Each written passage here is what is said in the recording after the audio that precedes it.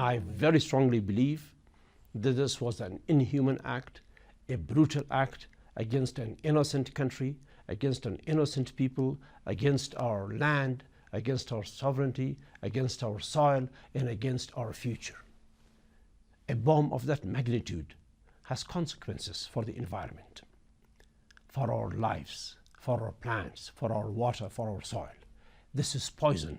It's poison that will be there for years and years and years to come. How can we allow our country to be used this way? And why? How many Daesh have they killed? 100, 200, 300? Why should Afghanistan suffer in such a massive way with the bombs so big, so dangerous, that they themselves call the mother of all bombs for 90 people? Couldn't they stop them 2 years ago? Couldn't they block the entry to those valleys that they were coming for the past 2.5 years? There are only two ways for us Afghans. The US begins to be honest with us. The US stops using Afghanistan as a testing ground. The US seeks cooperation from the countries in this region, the major powers. The US re-engages with the Afghan people towards a peaceful solution where we can live in our own country peacefully, and they succeed.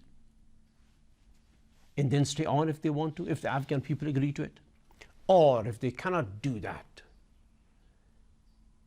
if they continue militant approach, heavy-handed military approach in Afghanistan, then of course I want them out of my country. Let's look at the current leadership of the Afghan government.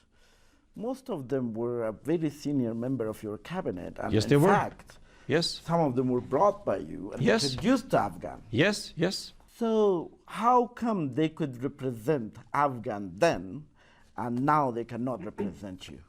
It is that incident. They should have not endorsed that bombing by the US, the use of that weapon of mass destruction on Afghanistan by the US.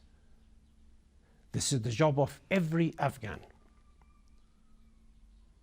to stop a thing like that on our soil. And they are working as our representatives. It is their job not to allow Afghanistan to be misused like that. So after they allowed it, after they endorsed it, had they remained silent, even then I would have not spoken much.